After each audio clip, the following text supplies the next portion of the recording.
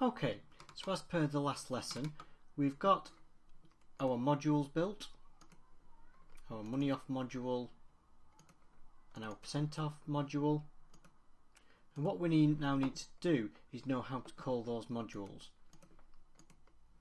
Now these modules are going to get compiled into their own DLL, and the only thing you need to do is make sure that that DLL resides in the bin directory of your actual application.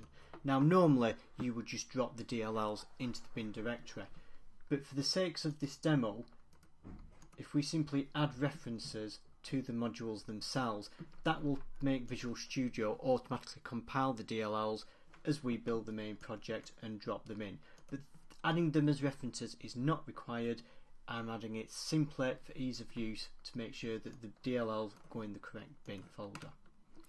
So the first thing we need to do is, rather than having these if then else statements here, we're going to replace them with a try catch block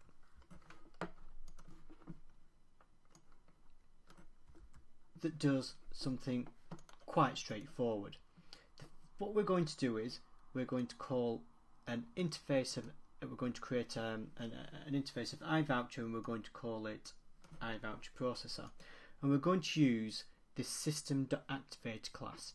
System.activate.create instance allows you to pass in a full module name or a fully compiled DLL name, as get the type from it, and then cast it to our module that we want to use. So as you can see here, we're doing type.getType, and we're passing in voucherType.voucherModule.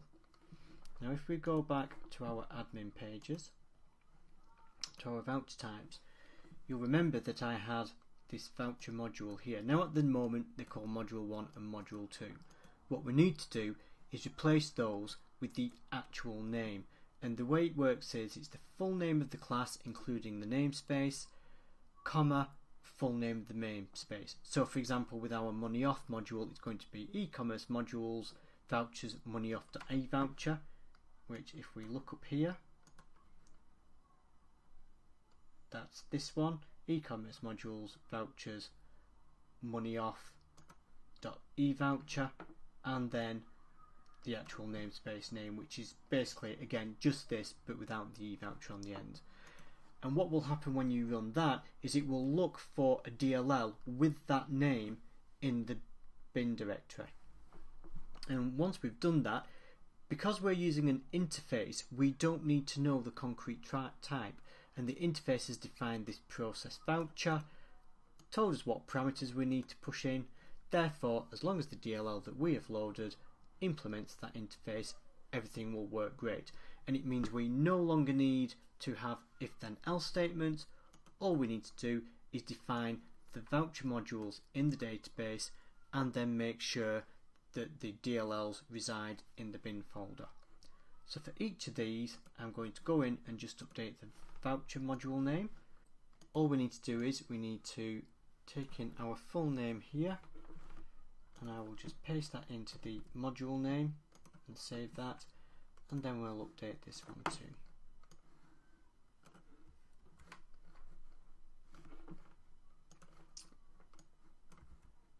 There we go.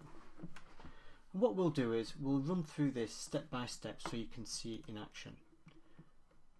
What we can actually do is, just so that we can make sure that we're doing it correctly, we'll just comment those out, make sure we can build okay. Okay, so let's put a catch block on there, so we'll do it there, and then we'll run our process.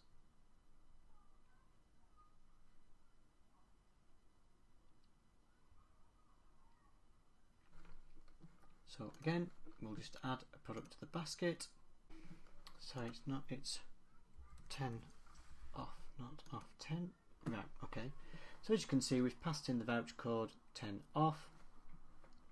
Using that code, we've got the actual voucher. By knowing the voucher, we can find out what the voucher type is.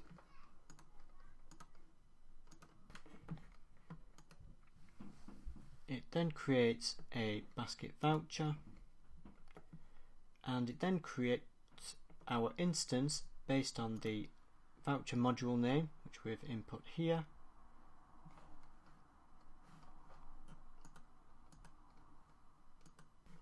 Now that's actually thrown an exception.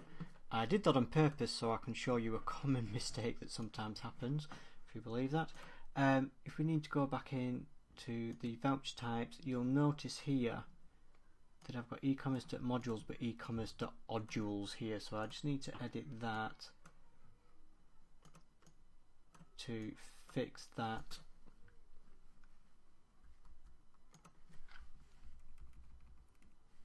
Modules.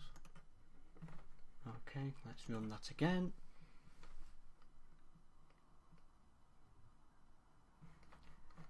So basket, no, let's add that in. Now 10 off.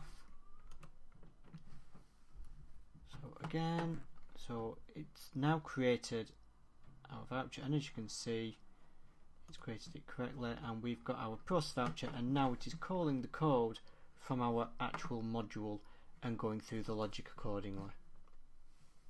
We can just let that finish running through, and it now adds it in. And so that's how easily it is to consume the module once you've built it.